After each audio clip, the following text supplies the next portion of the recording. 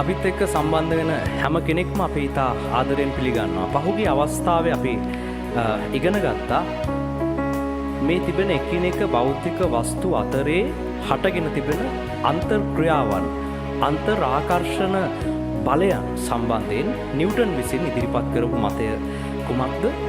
එලෙස වස්තුන් ආකර්ෂණය වෙලා තිබීම නිසා විශේෂයෙන් සූර්යයාට අනෙකුත් ග්‍රහවස්තු ආකර්ෂණය වෙලා ඒවාට නියමිත පතවල සූර්යයා වටා පරිභ්‍රමණය වෙමින් තිබීම නිසා ඒවාට ලැබී තිබෙන විවිධ ස්ථාන, ඒවායේ විවිධ ස්වරූප හැදිලා තිබෙන විදිහ, පෘථුවිය ඊට අදාළ නිශ්චිත කක්ෂයේ ගමන් කිරීම නිසා ප්‍රශස්ත දුර සහිතව සූර්යයා වටා පරිභ්‍රමණය වීම නිසා සූර්යාගෙන් පෘථිවියට ලැබිය යුතු නිශ්චිත සුදුසු උෂ්ණත්වය පෘථිවියට ලැබෙන ආකාරය අපි පහුගිය අවස්ථාවේ අධ්‍යයනය කළා. ඒ වගේම අපිට අන්තිමට ප්‍රශ්නයක් මතුවුණා එදා, ඇයි සමහර වස්තු චලනය කරාම ටික වෙලාවක් ගිහිල්ලා ඒ චලිතය නතර වෙනවා, හැබැයි ඇයි පෘථිවිය ඇයි දිගටම චලිතය යෙදෙන්නේ? ඇයි ඒක මෙච්චර අවුරුදු ගාණක් ගිහිල්ලා එහි චලිතය අඩු වෙලා නතර නොවෙන්නේ? මේ සම්බන්ධයෙන්ුත් අපිට නිව්ටන්ගේ චලිත නියම වලින්ම අධ්‍යයනය කරන්න පුළුවන්. මේ මුළු චලිතයන් පිළිබඳ විස්තර කෙරෙන කොටස මේක සාමාන්‍යයෙන් භෞතික විද්‍යාවේ හඳුන්වනවා යාන්ත්‍රික විද්‍යාව කියලා. මෙන්න මේ යාන්ත්‍රික විද්‍යාවට නිව්ටන් නැතුවම බෑ. නිව්ටන් විසින් ඉදිරිපත් කළ නියමයන් තුලින් තමයි මේ චලිතයන් වල ඒ වගේම මේ විවිධ හැසිරීම් අධ්‍යයනය කරන්නට අවශ්‍ය ගණිතමය සම්බන්ධතාවයන් සහ සංකල්ප බොහොමයක් නිව්ටන් විසින් තමයි ඉදිරිපත් කරලා තිබෙන්නේ. යම් වස්තුවක් චලනය වෙද්දී එම වස්තුව ටික දුරක් ගිහිල්ලා නතර වෙන්නේ ඇයි කියන එකත් නිව්ටන්ගේ නියමයන් අනුසාරයෙන් තේරුම් ගැනීමට හැකියාව තිබෙනවා. වස්තුවක් චලිත වෙද්දී අපි එක අවස්ථාවක කිව්වා පොළවක් දිගේ යම් වස්තුවක් ඇදී යන විට, ගමන් කරන විට අපි යොදපු බලය තිබෙනවා එම වස්තුවට. ඒ වගේම ඒ වස්තුව සහ පොළව අතර ඝර්ෂණ බලයක් හටගන්නවා. මෙන්න මේ ඝර්ෂණ බලය වස්තුවේ චලිත දිශාවට ප්‍රතිවිරුද්ධව ක්‍රියා කරනවා. ඒක ඝර්ෂණයක්. ඒක නිසා වස්තුවේ චලිතයට බාධාවක් ඇති වෙනවා. ඒ බාධාව නිසා වස්තුවට අඛණ්ඩව ඉදිරියට චලනය වීමේ හැකියාව නැති වෙලා යනවා. හැබැයි පෘථුවියට මෙන්න මේ ප්‍රශ්නේ නැහැ. ඒකට හේතුව පෘථුවිය එක්ක ගැටෙන්න. දැන් පෘථුවිය තමන්ගේ පතේ ගමන් කරනකොට පෘථුවියට ගැටෙන්න මොනවත් නැහැ. බෝලයක් පොළොව දිගේ තල්ලු කරාම ඒ බෝලය පොළවේ ඇතිල්ලෙමින්, පොළවේ ගැටෙමින්, පොළවේ ගෑවෙමින් තමයි ගමන් කරන්නේ. මෙන්න මේ ඇතිල්ලීම, ගෑවීම නිසා ඒ බෝලයට අපි මුලින් ලබා දුන්න ශක්තිය ඒ ඝර්ෂණය නිසා, පොළවේ ඇතිල්ලෙන විට ඇතිවන ඝර්ෂණය නිසා ටිකෙන් ටික මුලින් දුන්න ශක්තිය හානි වෙනවා. මෙන්න මේ ශක්ති හානිය නිසා ටිකෙන් ටික ශක්තිය අඩු වෙලා ගිහිල්ලා එහි ප්‍රවේගය අඩු වෙලා එක වෙලාවක බෝලය නිශ්චල වෙනවා. හැබැයි පෘථුවියට සහ අනෙකුත් ග්‍රහලෝකවලට මෙන්න මේ ප්‍රශ්නේ නෑ. ඒකට හේතුව මේ අභ්‍යවකාශය කියන එක කිසිදු පදාර්ථයකින් නොවේයි හැදිලා තිබෙන්නේ. කිසිදු භෞතික පදාර්ථයකින් නොවේයි. හැබැයි අභ්‍යවකාශය හැදුණු පදාර්ථයක් පිළිබඳවත් නූතන භෞතික විද්‍යාවේ සමහර කාරණා මතවාදයක් විදිහට ඉදිරිපත් වෙලා තිබෙනවා. ඒක නිව්ටන්ගේ නියම වලින් අපිට පැහැදිලි කරන්න බෑ. ඒක ටිකක් සංකීර්ණ විෂය පද්ධතියක්. ඒක අපි මෙහෙම අපි ටිකෙන් ටික මේ මූලික දේවල් හදාරගෙන ඉදිරියට යද්දී අපි මේ කොටස් වලට එද්දී අපි බලමු ඒවා තේරුම් ගන්න. කෙසේ වෙතත් භෞතිකව ගැටිය හැකි, ස්පර්ශ කළ හැකි යම්කිසි පදාර්ථමය ගුණයක් සහිත කිසිවකින් නොවේ මේ අභ්‍යවකාශය හැදිලා තිබෙන්නේ. මේ නිසා ඒක අපිට මූලික උපකල්පනයක් විදිහට සහ නිරීක්ෂණයක් විදිහට පසු කාලීනව විද්‍යාඥයන් දැක්කා. ඔවුන් මුලින් මේක උපකල්පනය කළා. එහෙමනම් මෙහෙම වෙන්නේ නැති, මේක ගැටීමක් නැතුව ඇති, මේක පෘථිවිය දිගටම චලිතය වෙන්නේ, අනෙකුත් ග්‍රහවස්තුත් නතර නොවි දිගටම මේ චලිතය යෙදෙන්නේ, මේක නිසා වෙන්නේ නැති කියලා ඔවුන් උපකල්පනය කළා. ඔවුන් පරීක්ෂණාත්මකවත් ඒක තහවුරු කරගත්තා. මේ සියලු ග්‍රහවස්තු රැඳිලා තිබෙන්නේ රික්තයක් තුල. රික්තයක් කියලා කියන්නේ කිසිම වායු අංශු නොමැති පදාර්ථමය දෙයක් නොමැති හිස් අවකාශයක්. හිස් දැන් ඔබ ඉන්න ස්ථානයේ වටපිටාව හිස් වගේ ඔබට පේනවා. හැබැයි ඔබ ඉන්න ස්ථානයේ වායුව තිබෙනවා. ඒ වායුව තමයි ඔබ ආශ්වාස ප්‍රාශ්වාස කරන්නේ. ඒක ඔබට පේන්නේ නැහැ. හැබැයි වායුව තිබෙනවා. හැබැයි රික්තයක් කියලා කියන්නේ ඒ වායුවත් නැහැ. වෙන කිසිම පදාර්ථයකුත් නැහැ, වායුවත් නැහැ. කිසිම දෙයක් නැහැ. මෙන්න මේ කිසිම දෙයක් නැති අභ්‍යවකාශයේ තමයි මේ පෘථුවිය සහ අනිකුත් ග්‍රහවස්තු පරිභ්‍රමණය වෙමින් ඒවට අදාළ පතවල වේගයෙන් භ්‍රමණය වෙමින් පරිභ්‍රමණය වෙමින් තිබෙන්නේ. ඉතින් ඒ නිසා ඒවයි ශක්තිය හානි වෙන්න ක්‍රමයක් නැහැ. මේ වායුගෝලය තුල වුණත් යම් වස්තුවක් චලනය වෙන්න ගත්තොත් වායුගෝලයේ වායු අංශු ගැටීම නිසාත් එම වස්තුවේ ශක්තිය හානි වෙනවා.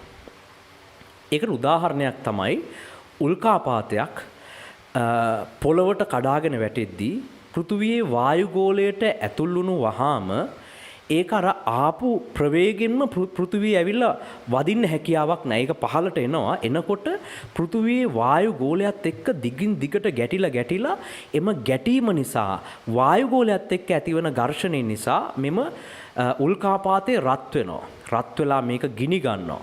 සමහර උල්කාපාත වර්ෂාවන් ඔබ දකිනකොට ඒවා ආලෝකයක් සහිතව ඔබට දකින්න හැකි වෙන්නේ ඒ පෘථුවි වායුගෝලයත් එක්ක ඇතිවන ගැටීම නිසා සිදුවෙන උෂ්ණත්ව ඉහළ යාමෙන් ඒවා දැවී යනවා. බොහෝ උල්කාපාත පොළව සීමාවට එන්න කලින් අභ්‍යවකාශයේදීම පෘථුවි වායුගෝලය ඇතුළට ආවම තමයි මේ සිද්ධිය වෙන්නේ. පෘථුවි වායුගෝලයට පැමිණි වහාම ඒවා වායුගෝලයේ ඝර්ෂණය නිසා වායුගෝලයත් එක්ක ගැටීමේදී ඇතිවන ඝර්ෂණය නිසා ඒවා රත් වෙලා ඒවා දහනය වෙලා ඉහළදීම ඒවා අලු බවට පත් වෙනවා. වායුගෝලය තුල වුණත් යම් දෙයක් චලිතය වෙනකොට වායු ප්‍රතිරෝධය කියන එක ඇති වෙනවා. හැබැයි මේ අභ්‍යවකාශයේදී එහෙම ප්‍රශ්නයක් නැහැ. අභ්‍යවකාශයේදී වායුවවත් නැහැ. ඒක නිසා එවැනි ස්ථානයක චලනය වෙන මේ පෘථුවියට සහ අනෙකුත් ග්‍රහවස්තු වල චලිතයට බාධා කරන්න කවුරුත් නැහැ එතන. මොනවත් දෙයක් නැහැ. ඒ පද්ධතිය පෘථුවිය කියන මේ පද්ධතියට හැප්පෙන්න එකක් නැහැ. ඒක නිසා පෘථුවියේ ප්‍රවේගය අඩු වෙන්නේ නැහැ. ඒක නිසා දිගටම මේක සූර්යයා වටා එකම ඒකාකාර ප්‍රවේගයකින් ඒකාකාර කෝණික ප්‍රවේගයකින් සූර්යයා වටා පරිභ්‍රමණය වෙමින් තිබෙනවා. ඒ වගේම මේ පතය තුල පෘථුවියට රේඛීය ප්‍රවේගයකුත් තිබෙනවා. ඒ වගේම කක්ෂය දිගේ යද්දී පෘථුවියට වෘත්තාකාර මේ පතය තුල ඇත්තට මේක වෘත්තාකාර කිව්වට ඉලිප්සාකාරයි. එක කොටසක් සූර්යාට ටිකක් ළඟයි. තව කොටසක් සූර්යාගෙන් ටිකක් වැඩිපුර දුරස් වෙලා තිබෙනවා. ඒක නිසා මේක ඉලිප්සාකාර ගමන් මාර්ගයක් කියලා තමයි හඳුන්වන්නේ. මේ ගමන් මාර්ගය තුල පෘථුවියට අදාළ නිශ්චිත කෝණික ප්‍රවේගයකුත් තියෙනවා. එම රේඛීය ප්‍රවේගය සහ කෝණික ප්‍රවේගය කියන දෙකම නොවෙනස්ව එකම වේගයකින් වසර දහස් ගණනක් මේ පෘථුවිය භ්‍රමණය වෙමින් පවතිනවා. ඒක නිසා පෘථුවියේ වේගයේ අඩු වැඩි වීමක් සිදු වෙන්නේ නැහැ. ඒක ගැටිලා ඝර්ෂණය මගින් පෘථුවිය සතු පෘථුවියට දෙවියන් වහන්සේ ආරම්භයේදී ලබා දුන්න ශක්තියක් භ්‍රමණය වෙන්න. ඒක ආරම්භයේදී මේ මුළු පද්ධතියම චලනය වෙන්න පිටතින් ලබා දෙන ශක්තියක් අත්‍යවශ්‍යයි. ඒක තමයි නිව්ටන්ගේ පළවෙනි නියමයෙන් කියන්නේ. අපි ඒක මුලම අවස්ථාවක ඉගෙන ගත්ත නිව්ටන්ගේ නියම 3. ඒකේ පළවෙනි එක තමයි යම් බාහිරින් බලයක් නැත්තම්, බාහිරින් යම් ශක්තියක් යොදලා නැත්තම් ඒ වස්තුව එක්ක නිශ්චලව තිබෙනවා. එක්ක ඒ වස්තුව ඒකාකාර ප්‍රවේගයෙන් දිගටම චලනය වෙමින් තිබෙනවා. වස්තුවක නිශ්චලතාවය බිඳහෙලිය හැක්කේ ඒකට බාහිරින් දෙන බලයකින් පමණයි. බාහිරින් දෙන ශක්තියක් මගින් යම් වස්තුවක චලිත ස්වરૂපය වෙනස් කිරීමේ හැකියාව තිබෙනවා. එහෙනම් මේ විශ්වය අද චලිත වෙමින් පවතිනවා. ඒක විද්‍යාඥයන් නිරීක්ෂණය කරනවා. එහෙනම් ඒ චලිතයට අදාළ මුල් ශක්තිය කොහෙන්ද ලැබුණේ? දිගටම තිබුණා කියන්න බෑ. මූලාරම්භය කොහෙන්ද? පටන් ගැනීම. ඒ පටන් ගැනීම සම්බන්ධයෙන් තමයි විවිධ වාද ඉදිරිපත් කරලා තිබෙන්නේ. හැබැයි ඒකෙන් හැම දෙයක්ම ආරම්භ වුණේ කොහොමද කියලා නෑ. එක පද්ධතියක් යම් පද්ධතියක් වෙනත් පද්ධතියක් බවට ශක්ති පරිවර්තනයක් වුණේ ස්වરૂප පරිවර්තනයක් වුණේ කොහොමද කියලා නම් සමහර වාදවලින් පෙන්වන්න පුළුවන්. ඒ වුණාට ඒ මුල් පද්ධතියේ හට ගැනීම කොහොමද උනේ කියන එක එම මහා පිපුරුම් වාදයෙන් හෝ සමාන්තර විශ්වය පිළිබඳව වාදයෙන් පැහැදිලි කිරීමේ හැකියාවක් නැහැ. කෙසේ වෙතත් අන්න ඒ මුලින් ලබා දුන්න ශක්තිය නිසා පෘථුවිය වගේම මුළු විශ්වය මෙහි අන්තර්ගත වෙන සියලු ග්‍රහලෝක විශාල වේගයකින් පරිභ්‍රමණය වෙමින් පවතිනවා. ඒ පරිභ්‍රමණය වන වේග වල වෙනසක් සිදු වෙන්නේ නැහැ. එම ග්‍රහවස්තු මොකකවත් ගැටෙන්නේ නැති නිසා රික්තයක් තුල මේවා වේගෙන් භ්‍රමණය වෙමින් පවතිනවා. ඉතින් මේ රික්තයක් තුල ගමන් කිරීමේ එක වාසියක් තමයි පෘථුවියේ වේගය අඩු වෙන්නේ නැහැ කවදාවත්. ඒක දිගටම මේ වේගෙන්ම කැරකෙමින් පවතිනවා. ඒ වගේම රික්තයක් තියෙන එකේ තව වාසියක් තිබෙනවා. ඒක තමයි රික්තයක් හරහා ශබ්ද ශක්තියට ගමන් කරන්න බෑ. ශබ්දයට යන්න බෑ. ශබ්දයක් ගමන් කරන්න නම් යම්කිසි මාධ්‍යයක් තියෙන්න අවශ්‍යයි.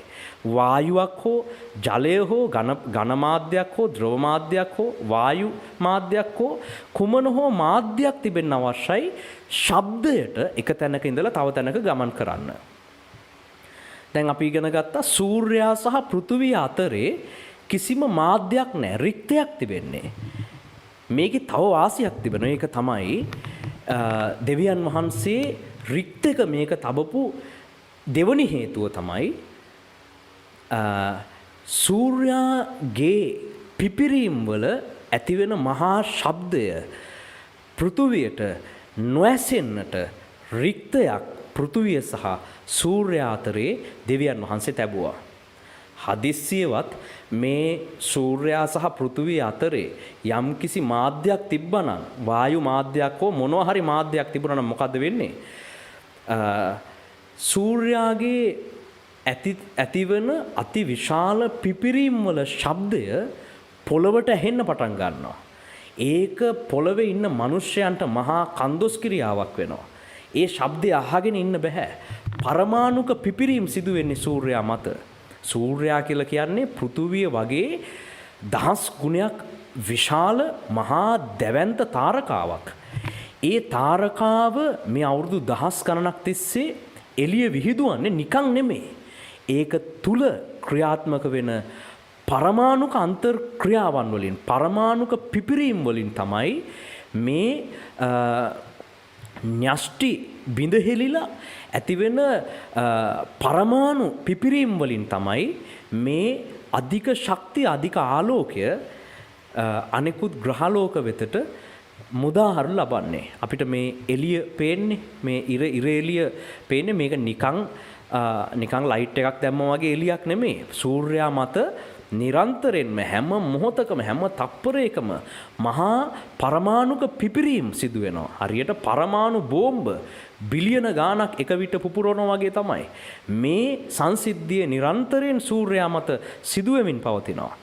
මේ ශබ්දය පෘථුවියට පැමිණෙන්නට ඇතිතරම් ඉඩකඩ තිබෙනවා මාධ්‍යයක් තිබුණොත්. සූර්යාගේ ඉඳලා එළිය ඒ ආලෝකය අපේ වෙතට එනවා. ආලෝකයට ගමන් කරන්න මාධ්‍යයක් අවශ්‍ය නැහැ. ආලෝකයේ හැසිරීම ගැන අපි ඊළඟ අවස්ථාවේ අධ්‍යයනය කරමු. ආලෝකයට ඉරේ ඉඳලා පොළවට එන්න මාධ්‍ය මොනවත් ඕනේ නැහැ. ආලෝකය කියන විකිරණ වලට හැකියාව තිබෙනවා මාධ්‍යයකින් තොරව ගමන් කරන්න එක තැනක ඉඳලා තව තැනක. ආලෝකය මොන වගේ කිරණයක්ද? ඒක හැදිලා තියෙන්නේ මොන වගේද? ඒක කොහොමද පෘථුවියට එන්නේ? ආලෝකය ගැන අපි වෙන ඊළඟ අවස්ථාවක අධ්‍යයනය කරමු. හැබැයි දැන් මේ ශක්තිය ශබ්ද ශක්තියට පොළවට එන්න විදිහක් නැහැ. සූර්යා සහ පෘථුවිය අතර මාධ්‍යයක් නැති නිසා. ඒ නිසා අපිට වෙන්න තිබිච්ච ලොකු ප්‍රශ්නයක් මග ඇරලා තිබෙනවා. දෙවියන් වහන්සේ හේතු දෙකක් මත පෘථුවිය රික්තයක් තුල තැබුවා. රික්තයක් තුල වේගෙන් චලනය වෙන සැලසුවා. ප්‍රධාන හේතුව පළවෙනි එක තමයි රික්තය නිසා පෘථුවියේ වේගය අඩු වෙන්නේ නැහැ. දිගටම ඒකාකාර ප්‍රවේගයෙන් මේක කොයි තරම් හරි කාලයක් කැරකි තියෙනවා. මේක නතර කරන්න කිසිම බාහිරින් ඝර්ෂණයක් නැහැ. දෙවියන් වහන්සේ කවදා හරි දවසක නතර වෙන්න කිව්වොත් ඇරෙන්න මේ පෘථුවිය දිගටම මේක චලනය වෙමින් පවතිනවා. එමෙන්ම ඒක තමයි පළවෙනි වාසිය. ඊළඟ වාසිය තමයි මේ රික්තයේ සූර්යාගේ තිබෙන දැඩි එම පරමාණුක පිපිරීම් වල මහා දැවැන්ත අහන් ඉන්න බැරි මහා පිපිරීම් ශබ්දය පොළවට පැමිණෙන්නේ නැහැ. පොළවට වගේම කිසිම ග්‍රහලෝකයකට එම ශක්තිය පැමිණෙන්නේ නැහැ. ඒකට හේතුව අතරමැද මාධ්‍යයක් නැහැ. ඉතින් දෙවියන් වහන්සේ මේ ඔක්කොම ගැන කල්පනා කරලා රික්තයක් තුල මේ මුළු අභ්‍යවකාශයේ තිබෙන ආකාශ වස්තුන් පිහිටුවලා තිබෙනවා. දෙවියන් වහන්සේ හොඳට හිතලා බලලා ඊටාම නිර්මාණාත්මක විදිහට සහ ඊටාම ඵලදායී විදිහට මේ නිර්මාණය කළා තිබෙනවා. ලස්සන නිර්මාණාත්මක භාවය සහ ප්‍රයෝජනය අවශ්‍යතාවයේ නිසි ලෙස භාවිතා කළ හැකි ප්‍රශස්ත විදිහට මේ විශ්වය නිර්මාණය කරලා තිබෙන බව අපිට පැහැදිලි වෙනවා මේ කාරණා තේරුම් ගනිද්දී. දෙවියන් වහන්සේගේ නිර්මාණාත්මක භාවය සහ සැලසුම් සහගත භාවය ඊටා විශිෂ්ටයි. හැම දෙයක් ගැනම කල්පනා කරලා තමයි මේ දේවල් දෙවියන් වහන්සේ නිර්මාණය කරලා තිබෙන්නේ. ඊළඟ අවස්ථාවල අපි ආලෝකයේ හැසිරීම ගැන සහ මේ දෙවියන් වහන්සේ නිර්මාණය කළ චලනය වන මේ පද්ධතියේ තවත් සංසිද්ධීන් පිළිබඳව අවධානය යොමු කරලා ඒවා තේරුම් ගන්න උත්සාහ කරමු. හැමෝටම සුබ දවසක්.